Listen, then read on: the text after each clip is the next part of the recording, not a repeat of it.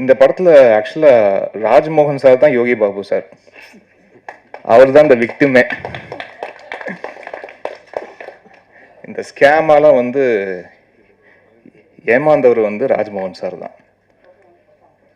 So தன்னுடைய பாதித்த விஷயங்களை ரொம்ப அழகாக அதை வந்து ஒரு திரைக்கதையாக ஆக்கி அது வந்து யோகி பாபு சார் மாதிரி ரொம்ப நேர்த்தியாக அதை ஸ்க்ரீனில் அதை டிரான்ஸ்லேட் பண்ணக்கூடிய ஒரு நடிகர்.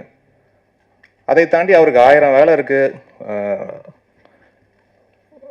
சாப்பிட்றதுக்கே வந்து நேரம் இல்லாத ஒரு சூழல், தொடர்ச்சியாக படப்பிடிப்பில் இருக்கக்கூடிய ஒரு சூழல் இருந்தும் வேறு வேறு படப்பிடிப்பில் இருந்தாலும் ராஜ்மோகன் சாருக்கு வந்து கால் பண்ணி என்ன பண்ணிகிட்ருக்க அப்படின்னு கேட்டு இவர் சம்மந்தம் இல்லாமல் வேறு ஏதாவது வேலையை பார்த்துட்ருக்காரு. நீ அந்த கதை வச்சுருக்கல, அந்த கதையை நம்ம பண்ணலாம் வான்னு சொல்லிட்டு வேற ஒரு வேலையில் இருந்தவரை கூப்பிட்டு வந்து இங்கே ஒரு திரைப்பட இயக்குனராக மாற்றிய ஒரு பெருமை வந்து யோகி பாபு சாருக்கு.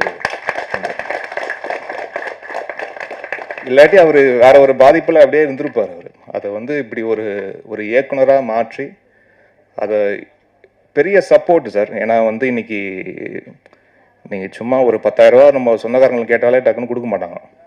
அப்படின்னு இருக்கும்போது ஒருத்தருக்கு இவ்வளோ பெரிய ஒரு ஒரு ஊக்கம் கொடுக்கறது வந்து ஒரு சாதாரண விஷயம் இல்லை, அதுவும் இன்னைக்கு இருக்கிற காலகட்டத்தில். அப்படி செய்த உங்களுக்கு இதை போன்று நிறைய பல இயக்குநர்களுக்கு நீங்கள் வந்து அதுக்குண்டான பாதையை நீங்கள் அமைச்சு கொடுக்கணும்னு நான் வேண்டி விரும்பி கேட்டுக்கிறேன் சார். அதுக்குண்டான மனசு உங்கள்கிட்ட இருக்குது, அதை கண்டு வியக்கிறேன் சார். அடுத்ததாக நாம் பேச அழைக்கிறோம். இமான் இசை என்பது வெறும் கருவிகளின் சப்தம் மட்டுமல்ல, மக்கள் செவிக்குள் சென்று மருந்தாகி மனதிற்குள் நிற்கும் ஆன்மாவில் கலந்த ஒரு ராகம், ஒரு தாளம்.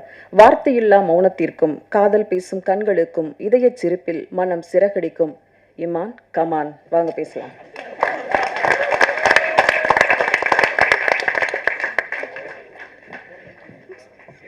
எல்லா துதிக்கிற மகிமையும் இயேசு கிறிஸ்து ஒருவருக்கு. கவிதா கார் தான் இப்படி மாஸ் பண்றீங்க. தேவ் சினிமாஸ்க்கு என்னுடைய வாழ்த்துக்களை தெரிவிச்சுக்கிறேன். தங்கபாண்டியன் சார் உங்களுக்கும், கிருத்திகா மேம்க்கும். கார்த்திக் நேதா சொன்னது போல் ரொம்ப சரியான படத்தில் தான் நீங்கள் லான்ச் ஆகிருக்கீங்க. ஒவ்வொரு படத்தோடைய வெற்றி தோல்வி வந்து அது வெவ்வேறு காரணங்கள் இருக்குது, அது பிற காரணங்கள் நிறைய இருக்குது. அதெல்லாம் காலம், சூழல் அதெல்லாம் சேர்ந்து தான் வெற்றி தோல்வியை வந்து தீர்மானிக்குது. பட் ஒரு நல்ல படம் நம்ம எடுக்கிறது வந்து ஒரு நல்ல கதையை தேர்வு செய்து நல்ல படத்தை பண்ணுறோம் அப்படின்ற ஒரு விஷயம் வந்து அது மனிதர்களுடைய மூளை அது வேலை செய்து அதுதான் வந்து தேர்வு செய்யுது. உங்களுடைய மூளைகள் கரெக்டாக வேலை செஞ்சுருக்கு சார். கரெக்டான திரைப்படத்தை வந்து தேர்வு செய்து அதை ஒரு படமாக ஆக்கியிருக்கீங்க, அதுக்கு வாழ்த்துக்கள். மறுபடியும் நேத்தா சொன்னது போல் அடுத்தடுத்த திரைப்படங்களும் பொழுதுபோக்கு அம்சங்களும் உள்பட்டு அதே போல் நம்மளுடைய சமூகத்துக்கு தேவையான திரைப்படங்களாகவும் நீங்கள் கொடுக்கணும்னு நான் வேண்டி விரும்பி கேட்டுக்கிறேன் சார். அண்ட் ராஜ்மோகன் அவர்களுக்கு என்னுடைய வாழ்த்துக்கள்.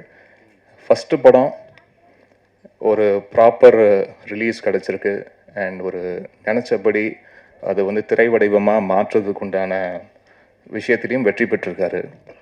அதெல்லாம் ஒரு பெரிய விஷயம். ஒரு ஃபஸ்ட்டு படத்தில் நிறைய கம்ப்ளைண்ட்ஸ் வந்து அந்த சம்மந்தப்பட்ட இயக்குனருக்கே இருக்கும். நான் வேறு ஒன்று எதிர்பார்த்த மாதிரி சில விஷயங்கள் அமையலை அப்படின்ற ஒரு வருத்தங்கள் வந்து நிறைய அறிமுக இயக்குநர்களுக்கு வந்து அது இருக்கும். பட் எனக்கு தெரிஞ்சு ஒரு 85-90% மேலே நம்ம நினச்சது பேப்பரில் எழுதுனது அது கரெக்டாக டிரான்ஸ்லேட் ஆகிருக்கு ஸ்க்ரீனில் அப்படின்ற ஒரு திருப்தி வந்து அது ஒரு சில இயக்குநர்கள் தான் அது வந்து கிடைக்கும். அப்படி ரொம்ப திருப்தியான இயக்குனராக ராஜ்மோகன் இருக்கார் அப்படின்றதுல மாற்று கருத்து இல்லை. ரொம்ப நேர்த்தியான ஒரு ஒரு இயக்கம், வசனங்கள்லாம் ரொம்ப அருமையாக இருந்தது, ரொம்ப யதார்த்தமாக இருந்தது. லெனின் அவர்களுடைய நடிப்பு, அது நடிப்பு இல்லை, அது ஃபஸ்ட்டெல்லாம் பார்த்துட்டு எனக்கு பயங்கர டென்ஷன் ஆகிட்டேன் முதல்ல பார்த்துட்டு. ஏன்னா அவர் லெனின் பாரதி சாரை வந்து நான் தெரில வேறு தோட்டத்தில் பார்த்துருக்கேன். இந்த படத்தில் இருக்க தோட்டத்தில் பார்க்கும்போது எனக்கு சார் தானே எனக்கு அடையாளமே தெரியல. யாருங்க பிடிச்சிங்க, எங்கெங்க பிடிச்சிங்க இந்த ஆளை அப்படின்னு உட்காந்து நான் கேட்டேன். அவ்வளோ அவ்வளோ ஆத்திரம் வந்தது. இன்னும் எப்படி ஒரு எளிய மனிதனை எப்படி ஒருத்தர் வந்து எப்படிலாம் ஏமாற்ற முடியும் அப்படின்றத வந்து அது ரொம்ப நேரடியாக கடத்துது. அந்த அந்த ஒரு ஆத்திரத்தை வந்து ஆடியன்ஸுக்கு வந்து அதை பார்க்கும்போது அந்த நிச்சயமாக அந்த ஒரு ஃபீலிங், நான் சொல்கிறேன், அந்த ஃபீலிங் வந்து நிச்சயமாக அவங்க பார்வையாளனுக்கு வரும்ன்ற நம்பிக்கை எனக்கு இருக்குது. ரொம்ப சரியான படம். அண்ட் அதை தாண்டி யோகி பாபு சாருக்கு என்னுடைய மனமார்ந்த வாழ்த்துக்கள். எதுக்குன்னா இந்த படத்தில் ஆக்சுவலாக ராஜ்மோகன் சார் தான் யோகி பாபு சார், அவர் தான் இந்த விக்டிமே. இந்த ஸ்கேமால வந்து ஏமாந்தவர் வந்து ராஜ்மோகன் சார் தான். ஸோ தன்னுடைய பாதித்த விஷயங்களை ரொம்ப அழகாக அதை வந்து ஒரு திரைக்கதையாக ஆக்கி அது வந்து யோகி பாபு சார் மாதிரி ரொம்ப நேர்த்தியாக அதை ஸ்க்ரீனில் அதை டிரான்ஸ்லேட் பண்ணக்கூடிய ஒரு நடிகர். அதை தாண்டி அவருக்கு 1000 வேலை இருக்குது, சாப்பிட்றதுக்கே வந்து நேரம் இல்லாத ஒரு சூழல், தொடர்ச்சியாக படப்பிடிப்பில் இருக்கக்கூடிய ஒரு சூழல் இருந்தும் வேற வேற படப்பிடிப்பில் இருந்தாலும் ராஜ்மோகன் சாருக்கு வந்து கால் பண்ணி என்ன பண்ணிகிட்ருக்க அப்படின்னு கேட்டு இவர் சம்மந்தம் இல்லாமல் வேறு ஏதாவது வேலையை பார்த்துட்ருக்காரு. நீ அந்த கதை வச்சுருக்கல, அந்த கதையை நம்ம பண்ணலாம் வான்னு சொல்லிட்டு வேற ஒரு வேலையில் இருந்தவரை கூப்பிட்டு வந்து இங்கே ஒரு திரைப்பட இயக்குனராக மாற்றிய ஒரு பெருமை வந்து யோகி பாபு சாருக்கு. இல்லாட்டி அவர் வேற ஒரு பாதிப்பில் அப்படியே இருந்திருப்பார். அவர் அதை வந்து இப்படி ஒரு இயக்குனராக மாற்றி அதை பெரிய சப்போர்ட் சார். ஏன்னா வந்து இன்னைக்கு நீங்கள் சும்மா ஒரு 10,000 ரூபா நம்ம சொந்தக்காரங்களுக்கு கேட்டாலே டக்குன்னு கொடுக்க மாட்டாங்க. அப்படின்னு இருக்கும்போது ஒருத்தருக்கு இவ்வளோ பெரிய ஒரு ஊக்கம் கொடுக்கறது வந்து ஒரு சாதாரண விஷயம் இல்லை, அதுவும் இன்னைக்கு இருக்கிற காலகட்டத்தில். அப்படி செய்த உங்களுக்கு இது போன்று நிறைய பல இயக்குநர்களுக்கு நீங்கள் வந்து அதுக்குண்டான பாதையை நீங்கள் அமைச்சு கொடுக்கணும்னு நான் வேண்டி விரும்பி கேட்டுக்கிறேன் சார். அதுக்குண்டான மனசு உங்கள்கிட்ட இருக்குது, அதை கண்டு வியக்கிறேன் சார். அண்டு சுசி சாருக்கு நன்றி. வந்திருக்கும் பெரியவர்கள் அனைவருக்கும் என்னுடைய நன்றியை தெரிவிச்சுக்கிறேன். அருள் சார் வந்து பயங்கர கடுப்பாக இருந்தது படம் பார்க்கும்போது, என்ன இப்படி ஒரு மனுஷனா அப்படின்ட்டு. அது ரொம்ப யதார்த்தமாக அதை அந்த கதாபாத்திரமாகவே வாழக்கூடிய அந்த ஒரு மெஜிஷியன் சொல்லுவாங்களா, அது வந்து அருள் சாருக்கு அது ரொம்ப இயல்பாக வருது. காளி சாருக்கு சொல்லவே தேவையில்லை, பயங்கர டீப் லவ் சார் உங்கள் மேலே. அது வந்து நீங்கள் என்ன படம் எந்த கதாபாத்திரம் நடித்தாலுமே வந்து அவ்வளோ லவ் இருக்குது. அண்ட் மதன் சார் அது வந்து அதான் நீங்கள் பார்க்கும்போது சொல்லிட்டு இருந்தேன், எல்லாருமே அந்த கதாபாத்திரத்தை நல்லா உணர்ந்து தான் வாழ்க்கையில் இப்படி ஒரு பிரச்சனை இருந்தது, அந்த பிரச்சனைக்கு எப்படி சக மனிதன்கிட்ட பேசுவாங்கன்ற மாதிரி தான் இருந்தது. அந்த உரையாடல் எல்லாமே அப்படி தான் இருந்தது. அண்ட் கார்த்திக் நேதா அவர்களுக்கு உங்களுடைய தமிழுக்கு அடிமை சார் நான். அண்ட் வந்து உங்களுடைய பாடல்களில் உயிர்ப்பு இருக்குது, அது ரொம்ப முக்கியமான விஷயம். இன்றைக்கி திரைப்பாடல்களில் வந்து அதோடைய சதவீதம் வந்து ரொம்ப குறைஞ்சிக்கிட்டே வரக்கூடிய சூழலில் நம்ம பாடல்களில் வந்து ஒரு உயிர்ப்போட நம்மளுக்கு தமிழ், அழகான தமிழ் வந்து அது ரொம்ப அலாதையாக இருக்குது, அதை பார்க்க வந்து ரொம்ப அலாதையாக இருக்குது. அண்ட் உங்களுடைய சொல்லாடலுக்கும் நான் ஒரு ரசிகன். அண்ட் உங்களுடைய எண்ணங்களின் அணிவகுப்பு அது அழகாக கொண்டு வந்து ஒரு பாடல் வரிகளுக்குள்ளே அதை கோர்த்து அதை பார்க்கும்போது ஒவ்வொரு வாட்டியும் அதை நான் ரசிப்பேன். நீ வாட்ஸ்அப்பில் அனுப்பும் போதெல்லாம் முதல்ல ரசிக்கிறது தான் வேலையாக இருக்கும்.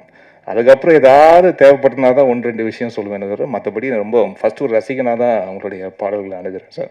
இந்த திரைப்படத்தில் நீங்கள் எல்லா பாடல்களும் எழுதுனது எங்களுக்கு கூடுதல் மகிழ்ச்சி. அண்ட் இந்த திரைப்படத்தில் 4 பாடல்கள், அந்த 4 பாடல்களில் ஒரு பாட்டு அந்த ஆராத்தி கண்ணுக்குள்ள பாட்டு நான் என்னுடைய குரலில் ஒரு சின்ன கேப்புக்கு பிறகு ஒரு மெல்லிசை பாடல் பாடியிருக்கேன். And Malvi Sundaresan, please to come on stage, just introduce you to the please. Malvi Sundaresan தான் வந்து இந்த சாமி தந்த வரம் என்ற பாடலை வந்து அவங்க குரலில் பாடியிருக்காங்க. ரொம்ப இனிமையான ஒரு குரல் அவங்களுடைய குரல். நான் வந்து இன்ஸ்டாவில் தான் அவங்களுடைய கவர் வெர்ஷன் சாங்ஸ் வந்து கேட்டிருந்தேன், அந்த குரல் ரொம்ப பிடித்திருந்தது. அப்புறம் தான் தேடி பார்க்கும்போது அவங்க நிறைய திரைப்பாடல்களுக்கு முன்னாடியும் பாடியிருக்காங்க. ஸோ இந்த பாடல் அவங்களுடைய லிஸ்ட்டில் இன்னும் ஒரு முக்கியமான இடத்த இந்த பாடல் வந்து சேரும், அவங்களோட வாழ்க்கையை மாற்றுகிற அண்ட் ரொம்ப ஸ்பெஷலான ஒரு பாடலாக இது அமையும் நான் எல்லாமே இறைவனை வேண்டிக்கிறேன். அண்டு இந்த 2 பாடல் தவிர்த்து வேறு இன்னும் 2 ஒரு மோட்டிவேஷன் சாங் இருக்குது. பொறு மனமே பொறு அப்படின்ற ஒரு பாடல், அதில் அறிமுகமாக இருக்கிற singer Hriday. Please stage. Super singer ஃப்ரெட்டர்னிட்டிலேருந்து நிறைய சிங்கர்ஸ் நான் அறிமுகப்படுத்தியிருக்கிறேன்.